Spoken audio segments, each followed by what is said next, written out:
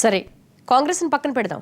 అప్పట్లో 10 ఏళ్ల ప్రత్యేక హోదా తప్పనిసరి అని ఎగిరెగిరి తొడలు కొట్టిన బీజేపీ నేతలు ఇప్పుడు అధికారంలోకి రాగానే కొత్త డ్రామాలు మొదలుపెట్టారు. అప్పట్లో ప్రత్యేక హోదా ఇవ్వాల్సిందే అని గద్దించిన కాషాయ పెద్దలంతా ఇప్పుడు రూల్స్ ఒప్పుకోవు, పక్క రాష్ట్రాలను అడగాలి అంటూ కల్లబొల్లి కబుర్లు చెప్తున్నారు. నేరం మాది కాదు, కాంగ్రెస్దే అన్నట్లు తప్పించుకు తిరుగుతున్నారు.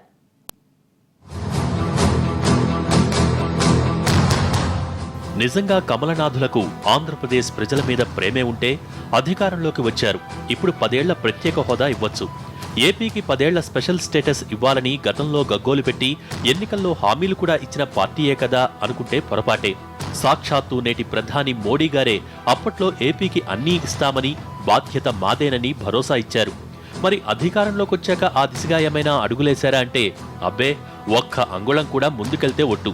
పైపెచ్చు మొత్తంగా స్పెషల్ స్టేటస్ హోదా మీద 1000 అడుగులు వెనక్కి వెళ్లి నిబంధనల పేర్లు చెప్పి తప్పించుకోవాలని చూస్తున్నారు.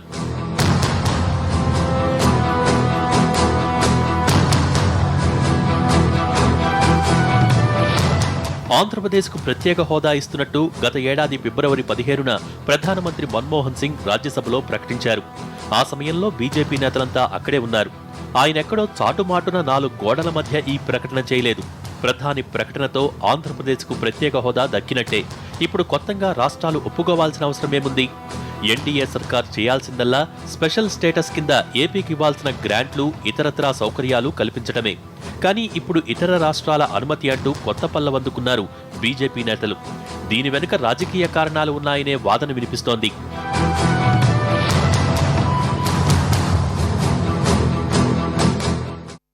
మనం నిజాయితీగా మాట్లాడదాం. ఈ సమస్య మొత్తాన్ని సృష్టించింది ఎవరు?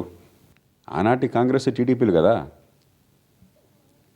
ఏదో రకంగా 2-3% ఓట్లు అదనంగా వచ్చినట్టయితే మాకు అధికారం వచ్చేస్తుందని చెప్పిన ఆశతో ఏదో కొద్ది మందికి మాత్రమే మనోభావాలకు పరిమితమైన అంశాన్ని మొత్తం రాష్ట్రంలో, ఆనాటి ఉమ్మడి రాష్ట్రంలో, తెలంగాణలో అందరికీ మనోభావాలకు సంబంధించిన అంశంగా మార్చింది కేవలం కాంగ్రెస్ పార్టీ, టీడీపీ.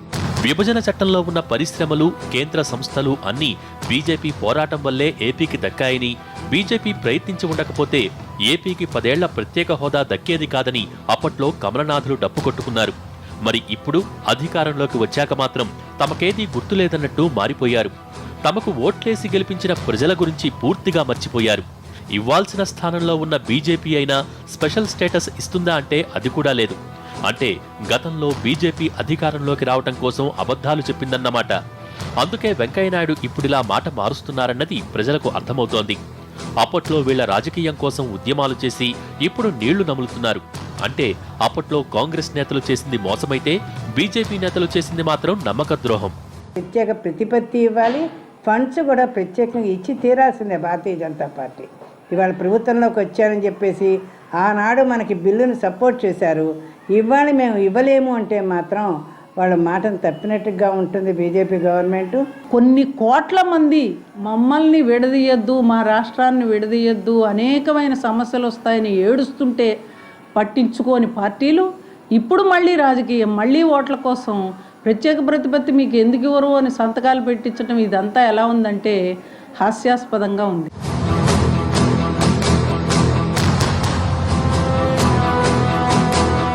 ఇలా బీజేపీ నేతలు నోళ్లు మూసుకుని నీళ్లు నములుతూ ఉండటంతో ఇన్నాళ్లు అడ్రస్ లేకుండా పోయిన సీమాంధ్ర కాంగ్రెస్ నేతలు ఒక్కసారిగా తెరపైకొచ్చారు. ఈ స్పెషల్ స్టేటస్ ఇష్యూను బేస్ చేసుకుని మళ్లీ ఎస్టాబ్లిష్ కావాలని చూస్తున్నారు. సీమాంధ్రలో చచ్చిపోయిన పార్టీని మళ్లీ బతికించాలని ప్రయత్నిస్తున్నారు. స్పెషల్ స్టేటస్ గురించే కాదు, విభజన చట్టంలో పేర్కొన్న ఐఐటీలు, ఐఐఎంలు, సూపర్ స్పెషాలిటీ ఆసుపత్రులు, ఇండస్ట్రియల్ కారిడార్లు, ఎయిర్పోర్టుల గురించి కూడా కేంద్రం మాట మార్చేసింది. అప్పట్లో కాంగ్రెస్ సర్కార్ చేసి చేతులు దులిపేసుకుంది. ఇప్పుడు ఎన్డీఏ కూడా దాన్నే కొనసాగిస్తోంది. హామీలను వాళ్ళు ఏం చెప్తారు? ఇప్పుడు దిగ్విజయ్ సింగ్ గారు చెప్పారు, మేము ఇచ్చిన హామీలు మీరు నెరవేర్చండి అని. అంటే హామీలు ఇచ్చేది మీరు, నెరవేర్చేది మేము. నెరవేర్చాల్సిన వాటి తప్పనిసరిగా నెరవేరుస్తాము, కానీ మీకు డిమాండ్ చేసే హక్కు లేదు. ఎందుకంటే మీరు ఎందుకు చేయలేదు ముందు సమాధానం చెప్పండి. మీరు ఎందుకు చేయలేదు? ఆంధ్రప్రదేశ్ కు ప్రత్యేక హోదా ఇవ్వాలంటే ఇతర రాష్ట్రాలు కూడా ఒప్పుకోవాలని కుంటి సాకులు చెబుతున్న కేంద్ర మంత్రి వెంకయ్యనాయుడుకి అసలు వాస్తవమంతా తెలియదని చెప్పలేం. దేశంలో ఉన్న 29 రాష్ట్రాల్లో కనీసం 15 రాష్ట్రాలు ఏపీకి ప్రత్యేక హోదా కోసం అంగీకరించాలి. అయితే ప్రస్తుతం 12 రాష్ట్రాల్లో బీజేపీ, ఎన్డీఏ కూటమిలో ఉన్న పార్టీలే అధికారంలో ఉన్నాయి. మరో 3 రాష్ట్రాలను ఒప్పించడం బీజేపీకి కష్టమేమీ కాదు. ప్రత్యేక హోదాలో ఇతర రాష్ట్రాల ప్రస్తావన అన్నది వంచనకు పరాకాష్ఠనే చెప్పుకోవాలి. నిజానికి ప్రత్యేక హోదాకి ప్లానింగ్ కమిషన్ ఆమోదముద్ర వేయాలి. ఆపై కేబినెట్లో ఆమోదం దక్కాక రాష్ట్రాల ముఖ్యమంత్రులతో కూడిన నేషనల్ డెవలప్మెంట్ కౌన్సిల్ అందుకు అంగీకరించాలి. ఇప్పుడు కేంద్రంలో ప్లానింగ్ కమిషన్ కానీ ఎన్డీసీ కానీ లేవు. ఒకవేళ నీతి ఆయోగ్ సమావేశంలో ఏపీ స్పెషల్ స్టేటస్ అంశాన్ని మోడీ వారు ప్రవేశపెడితే కాదనేది ఎవరైనా ఉన్నారా? అంటే బీజేపీ తలుచుకుంటే ఏపీకి ప్రత్యేక హోదా ఇప్పించడం పెద్ద విషయమేమీ కాదు. కానీ బీజేపీ మాత్రం అలా చేయటానికి రెడీగా లేదన్నది వాస్తవం. ఆంధ్రప్రదేశ్ విషయానికి వచ్చినట్లయితే తిలా పాపం తలా పిడికడు అన్నట్టుగా ఈ దేశంలో ఉన్నటువంటి ప్రధానమైనటువంటి ప్రాంతీయ పార్టీలు కావచ్చు, జాతీయ పార్టీలు కావచ్చు, ఆంధ్రప్రదేశ్కి సంబంధించినంత వరకు చాలా వికృతమైనటువంటి క్రీడ.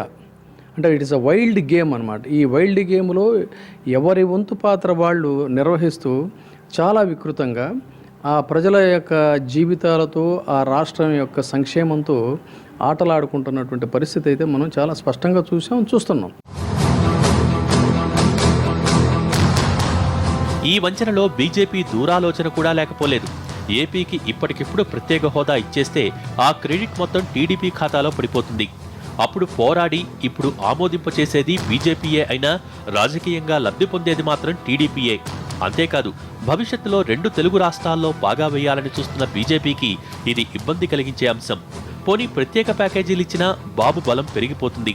అందుకే పరిస్థితి ఇలాగే కొనసాగించి ఆంధ్రప్రదేశ్ను తన చెప్పు చేతల్లో ఉంచుకోవాలని చూస్తోంది.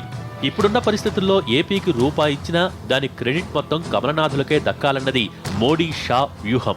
అందుకే వాయిదాల్లో ముష్టి విదిలిస్తున్నారు. కాంగ్రెస్ నేతల డ్రామాలను మించి ఈ స్పెషల్ డ్రామాను రక్తి కట్టిస్తున్నారు.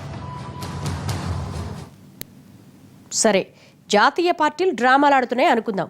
మరి ప్రాంతీయ పార్టీలు ఏం చేస్తున్నాయి? అసలు వీళ్ళు అడగట్లేదా? వాళ్ళు ఇవ్వట్లేదా? ఏపీకి స్పెషల్ స్టేటస్ అవసరం లేదా? బ్రేక్ తర్వాత చూద్దాం.